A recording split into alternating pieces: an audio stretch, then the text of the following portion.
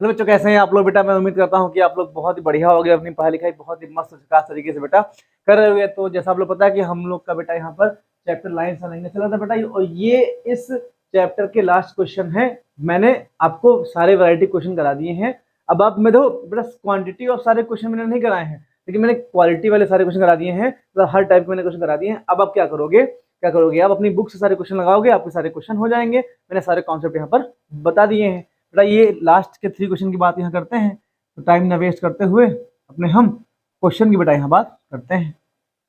तो कुछ मार्कर में दिक्कत है, अरे यार। तो बेटा अपने हम पहले क्वेश्चन की यहाँ पर बात करते हैं। तो हम यहाँ पर आंसर नंबर फर्स्ट यहाँ पर लिख के बेटा क्वेश्चन कह रहा है in figure A B parallel C D. भाई देखो ये छोटा सा फिगर यहाँ दे रखा था, इसको हम बड़ा सा यहाँ पर फिगर ड्रॉ कर लेंगे। तो 3 लाइन यहाँ ड्रॉ करी गई हैं, 1 2 3। तो ये आपकी बेटा ए बी बोला गया है, ये ऐसे हो जाएगा। और एक लाइन ये ड्रॉ करी गई है, ऐसे है, इनको ऐसे यहाँ मिला दिया गया है। तो ये आपका ए बी हो जाएगा, ये सी और डी हो जाएगा, ये आपका ई हो जाएगा, ये आपका इधर एफ हो जाएगा। तो हमसे कह रहा है ये जेड एंगल फाइंड करो। जेड एंगल हमको ये वाला वाई एंगल फाइंड करना है।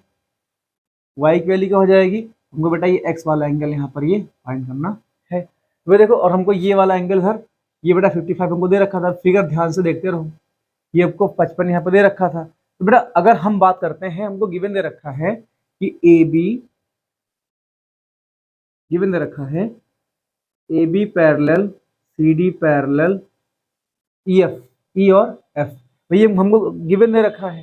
तो हम लोग लिखेंगे कि angle Y plus 55 degree equal to आपका 180 डिग्री आ जाएगा। भाई क्यों आ जाएगा? तो भाई देखो मेरी बात सुनो, C D parallel E F है और एक ट्रांसवर्सल लाइन कट कर रही है। तो एंगल वाई और 55 का सम आपका 180 होगा। कॉन्जुगेटिव इंटीरियर एंगल से आपका हो जाएगा। यहाँ क्या लिखोगे? कॉन्जुगेटिव इंटीरियर एंगल, इसको हिंदी में कहते हैं क्रमागत अंतःकोण बोलते हैं। यहाँ से बेटा y की वैल्यू क्या आ जाएगी? y की वैल्यू आ जाएगी 180 डिग्री माइनस का 55 डिग्री आपका आ जाएगा। तो सॉल्व करोगे, 10 में से 5 जाएगा, 5 बचेगा। 7 में से ये 7 बचेगा, यहाँ पर 7 में से 5 जाएगा, 2 बचेगा, ये 1 आ जाएगा। तो 125 डिग्री बेटा क्या आ जाएगा? ये हमारी y की वैल्यू यहाँ पर आ जाएगी। ध्यान देना बेटा, जो एंगल y होगा, जो एंगल y होगा वो x के बराबर हो जाएगा। कैसे हो जाएगा? भाई देखो इधर A B parallel C D है, तो एंगल b बराबर एंगल y हो जाएगा। क्यों हो जाएगा? करस्पॉन्डिंग एंगल हो जाएगा। तो क्या लिखोगे? एंगल x बराबर एंगल y। क्यों हो जाएगा? करस्पॉन्डिंग एंगल हो जाएगा। मैंने सारे एंगल देखना आपको बता दिया था। करस्पॉन्डिंग एंगल आपका हो जाएगा। x की भी वैल्यू कितनी आ जाएगी? 125 डिग्री यहाँ पर ये आ जाएगी। अब देखना इधर बेटा, ध्यान देना, A B parallel E F है और एंगल x और 55 का सम आपका 180 होगा, इसलिए कितना हो जाएगा आपका? 125 हो जाएगा। हमको यहाँ पर z निकालना है। ध्यान देना, ये बेटा ए ई लाइन इस पर परपेंडिकुलर थी। अगर अगर क्या हो जाएगा? A B parallel E F है और ए ई लाइन ड्रॉ करी गई है, अगर वो ए पर परपेंडिकुलर है तो आपका क्या हो जाएगा? ई एंगल क्या हो जाएगा? एंगल ई इक्वल 90 डिग्री आपका यहाँ पर ये आ जाएगा। एंगल ई बेटा अगर आपका 90 डिग्री यहाँ पर है, एंगल ई अगर आपका 90 डिग्री है, तो एंगल ई को हम लोग ब्रेक कर सकते हैं। एंगल ई को हम ब्रेक करेंगे, जेड प्लस का 55 डिग्री हम लोग यहाँ पर इसको ब्रेक कर लेंगे। तो ई आपका 90 डिग्री यहाँ पे आ जाएगा। जेड आपका ऐसे लिखा जाएगा, जेड प्लस का 55 डिग्री यहाँ पर ये आ जाएगा। तो जेड की वैल्यू कितनी आ जाएगी? 90 डिग्री माइनस का 55 डिग्री। इसको सॉल्व कर लो, 10 में से 5 जाएगा, 5 बचेगा। 8 में से 5 जाएगा, 3 बचेगा। तो जेड की वैल्यू बेटा कितनी आ जाएगी? 35 डिग्री यहाँ पर आ जाएगी। भाई एक्स मिल गया, वाई मिल गया, जेड मिल गया। हमसे एक्स वाई यहाँ पर पूछा गया था, अगर ये वैल्यू बेटा यहाँ पर दे रखी थी। दोस्तों मैं उम्मीद करता हूँ क्वेश्चन नंबर फर्स्ट आपको समझ में आ गया होगा। अपने क्वेश्चन नंबर सेकंड की बात करते हैं, जो कि बहुत ही प्यारा क्वेश्चन है। भाई इस टाइप के क्वेश्चन आपके एग्जाम में आते रहते हैं, तो आने की संभावना इनकी है। अपने हम क्वेश्चन नंबर सेकंड की बात करेंगे। क्वेश्चन नंबर सेकंड कह रहा है if P Q parallel R S, कह रहे हैं पी क्यू आर एस के पैरेलल है। बेटा ये आपका एस यहाँ पे हो जाएगा, P Q parallel R S and angle M M X Q. भाई देखो हमको एम एक्स क्यू एंगल हमको 135 डिग्री यहाँ दे रखा है, और एंगल एम वाई आर हमको 40 दे रखा है। तो हमसे कह रहा है find the angle X M Y, हमको एंगल यहाँ निकालना है। तो भाई क्या हो जाएगा, पी क्यू पैरेलल आपका आर एस हो जाएगा, तो ये पी और क्यू हो जाएगा, पी क्यू, ये आपका हो जाएगा आर, ये आपका हो जाएगा S, P Q R S आपका हो जाएगा। तो एक एक्स यहाँ, एक्स से एक्स एम वाई ये एंगल बन रहा है, एक्स एम वाई। हमसे भाई साहब ये वाला एंगल पूछे हैं लोग कि बताओ इसको हम क्या मान लेंगे, हमको ये वाला एंगल यहाँ पर एम हमको एंगल निकालना है, एक्स एम वाई एंगल हमको यहाँ पर फाइंड करना है। अब बेटा यहाँ देखो, ठीक हमसे कह रहा है एम एक्स क्यू, ये वाला अगर एंगल 135 डिग्री एंगल हमको यहाँ पे दे रखा है, और एंगल एम वाई आर ये वाला एंगल हमको 40 डिग्री यहाँ पर दे रखा है। तो हमसे कह रहा है कि हमें फाइंड करना है, फाइंड द एंगल, कौन सा एंगल फाइंड करना है, एक्स एम वाई हमको यहाँ पर निकालना है। तो देखो यहाँ पे हम कंस्ट्रक्शन करेंगे, कंस्ट्रक्शन क्या हो जाएगा, हम एम पॉइंट से एक लाइन ड्रॉ करेंगे जो पी क्यू और आर एस के पैरेलल होगी। लाइन का नाम हो जाएगा एल और एम, नहीं एल एन, लाइन आपकी यहाँ पे हो जाएगी। तो क्या लिखेंगे, draw line L N passes through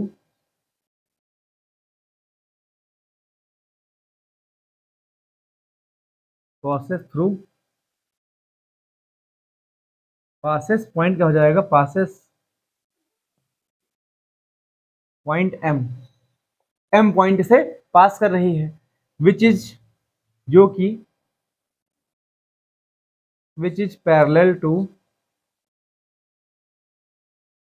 to P Q and R S. क्या हो जाएगा, एल एन लाइन है ना, वो पी क्यू और आर एस के पैरेलल यहाँ पर हो जाएगी। अगर ये पैरेलल है तो भाई देखो हम इस वाले एंगल को दो पार्ट में डिवाइड कर लेंगे, एंगल 1 प्लस एंगल 2। तो हमने क्या लिखा है कि एंगल एक्स एम वाई को हमने दो पार्ट में डिवाइड कर लिया है, एंगल 1 प्लस एंगल 2 डिवाइड कर लिया है। तो ध्यान देना, अब इसको सॉल्व करते हैं। यहाँ पर क्या जाएगा, एंगल 1 प्लस 35 डिग्री की वैल्यू कितनी आ जाएगी, 180 डिग्री आ जाएगी। भाई कैसे आ जाएगी, यहाँ देखो एंगल 1 प्लस ये वाला एंगल एम एक्स क्यू, दोनों आपके क्या हो जाएंगे, इंटीरियर करस्पॉन्डिंग एंगल आपके हो जाएंगे, सॉरी कॉन्जुगेटिव इंटीरियर एंगल आपके हो जाएंगे। भाई देखो एंगल 1 और 135 डिग्री आपका क्या हो जाएगा, कॉन्जुगेटिव इंटीरियर एंगल आपके हो जाएंगे, क्रमागत अंतः कोण आपके यहाँ पर हो जाएंगे। तो यहाँ तुम क्या लिखोगे, कॉन्जुगेटिव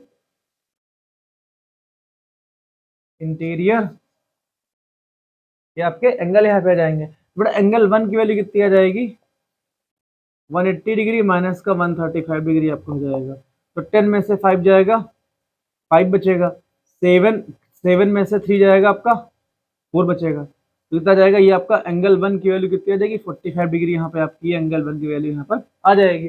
अब ध्यान देना, एंगल 2 प्लस वाई कितना आपका आ जाएगा, ये आपका 1 डिग्री यहाँ पे आ जाएगा। भाई सेम क्या हो जाएगा, एंगल 2 और एंगल जो आपका एंगल 2 यहाँ पे आ जाएगा।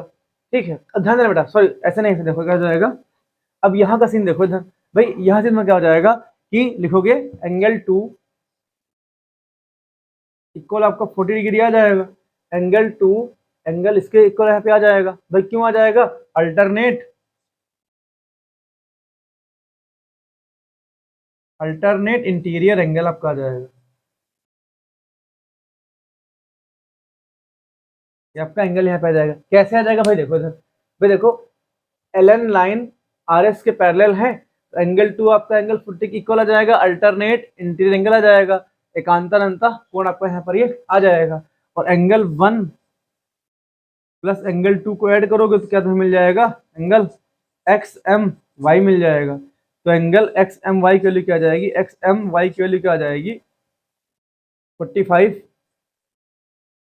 प्लस का 40 डिग्री कितना आ जाएगा ये आपका 85 डिग्री। ये बेटा आपका ये वाला एंगल कितना आ जाएगा, 85 डिग्री आपका एंगल यहाँ पर आ जाएगा। दोस्तों मैं उम्मीद करता हूँ क्वेश्चन नंबर 2 भी आपको समझ में आ गया होगा। अपने हम लास्ट क्वेश्चन की बात करते हैं और इस क्वेश्चन के साथ आपका टॉपिक ये पूरा फिनिश होता है।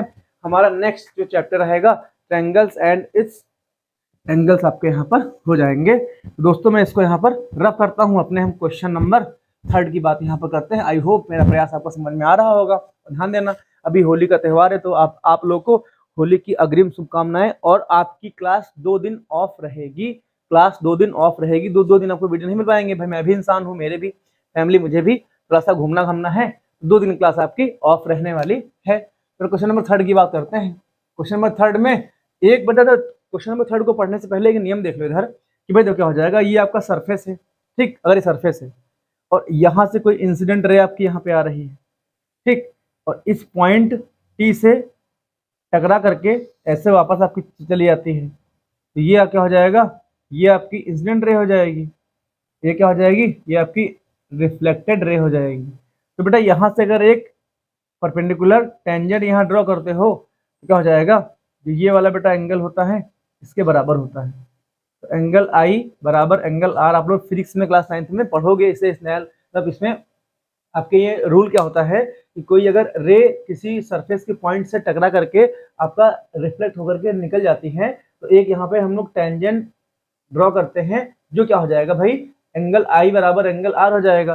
भाई इंसिडेंट रे वाला एंगल रिफ्लेक्टेड लेके एंगल के आपके इक्वल यहाँ पे आ जाएगा। ये कॉन्सेप्ट क्वेश्चन नंबर 3 में यहाँ पर यूज हुआ है, इसको हम लोग यहाँ पर देखते हैं।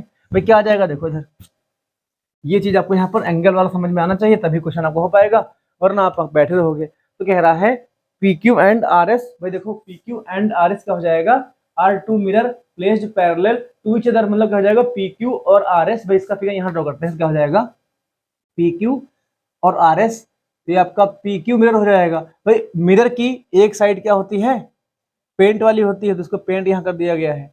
इसका भी ऐसे पेंट वाला यहाँ पे आपका ये आ जाएगा।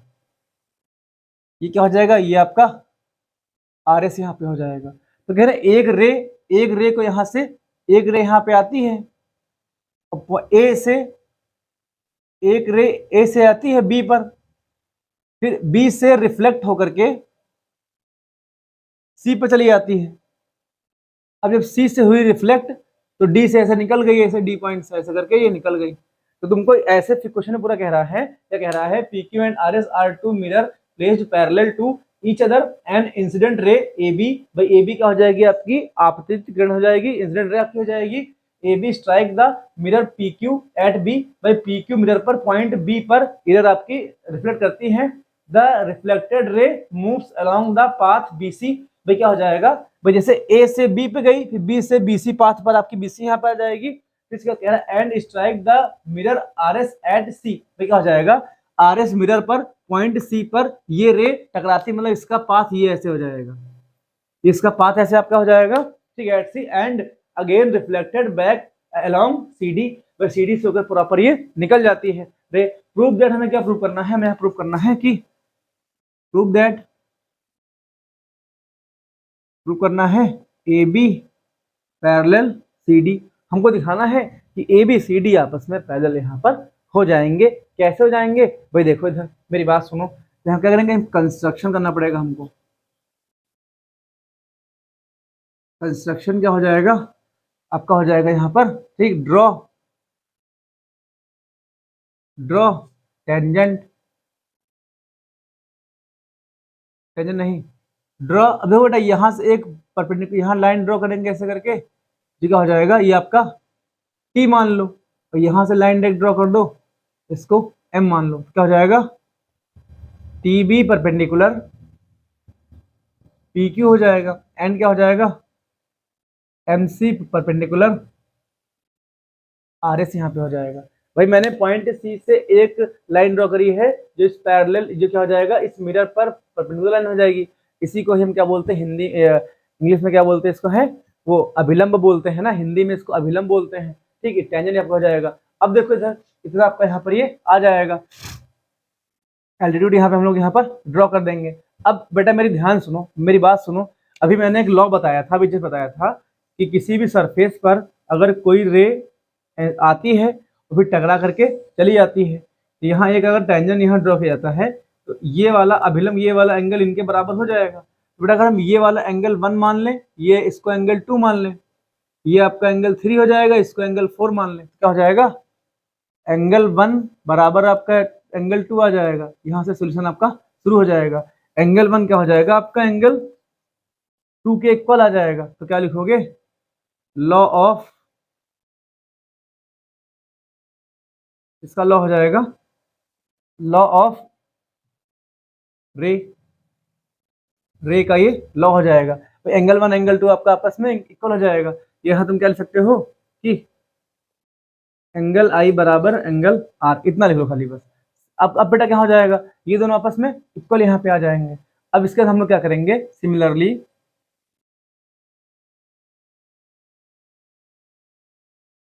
एंगल 3 बराबर एंगल 4 आपका हो जाएगा। बेटा एंगल 3 एंगल 4 आपस में आपका इक्वल हो जाएगा।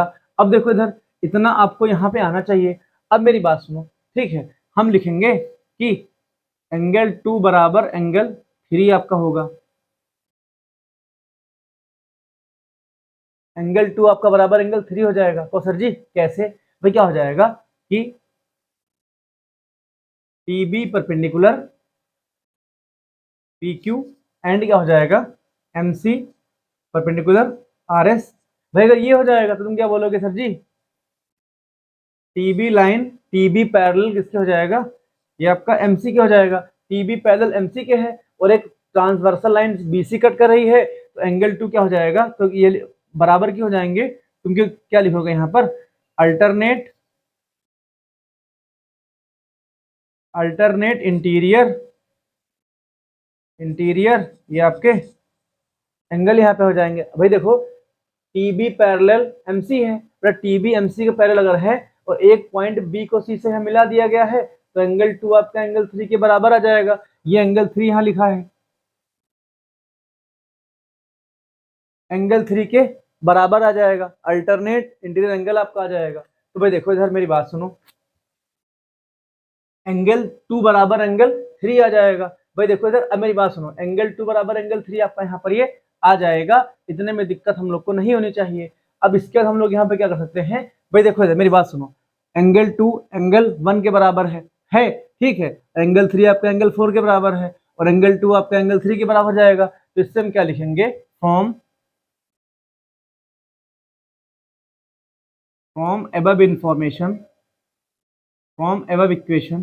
भाई एबव इक्वेशन तुम्हारा क्या आ जाएगा, सेम तुम्हारा क्या आ जाएगा, एंगल 1 प्लस एंगल 2 बराबर किसके आ जाएगा, एंगल 3 प्लस एंगल 4 के यहाँ पे आपका ये आ जाएगा। भाई कैसे आ जाएगा, दिमाग लगाओ। भाई देखो इधर मेरी बात सुनो, एंगल 2 बराबर एंगल 3 के है, एंगल 2 आपका एंगल 3 के यहाँ पर बराबर है, दोनों साइड 2 से मल्टीप्लाई कर लो। जब 2 से मल्टीप्लाई करोगे तो 2 एंगल 2 इक्वल 2 एंगल आपका 3 आ जाएगा।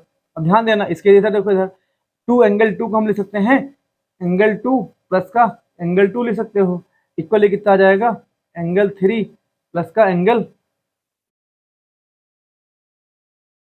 ये एंगल ऐसा लिखा रहेगा, क्या जाएगा, एंगल 3 प्लस का एंगल 3 आ जाएगा।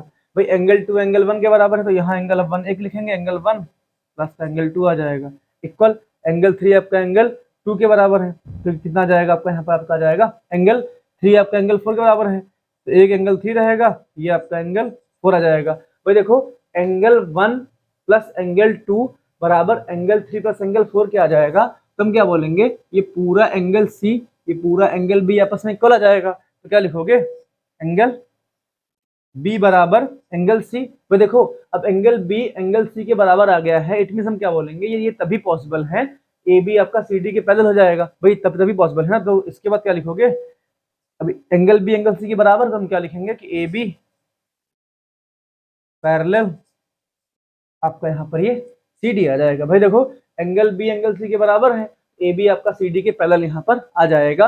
यही हमको यहाँ पर प्रूव करना था। दोस्तों मैं उम्मीद करता हूँ क्वेश्चन नंबर 3 आपको समझ में आ गया होगा। भाई ये क्वेश्चन याद नहीं होते हैं, अभी तुरंत आपके सामने क्वेश्चन यहाँ पर बताए जाते हैं, तो कुछ बुक से थोड़ा सा अलग भी सकता है, ये बुक के इक्वल बिल्कुल यहाँ पर हो सकता है। तो दोस्तों मैं उम्मीद करता हूँ कि ये चैप्टर लाइन्स एंड एंगल्स आपको प्रॉपर पूरी तरह से समझ में आ गया होगा, आपके कॉन्सेप्ट्स क्लियर होंगे, आप प्रॉपर वीडियो देखते रहिए और सीखते रहिए। और अब हम लोग मिलेंगे 2 दिन के बाद मिलेंगे, क्योंकि होली का त्यौहार है। सभी को दोबारा होली की अग्रिम शुभकामनाएं। आप लोग अच्छे से कलर खेलिएगा, ज्यादा हार्ड कलर मत खेलिएगा, वरना इसमें स्किन में आपको प्रॉब्लम हो सकती है। तो दोस्तों मिलते हैं 2 दिन बाद हम लोग मिलेंगे, तब तक टेक केयर दोस्तों, जय हिंद।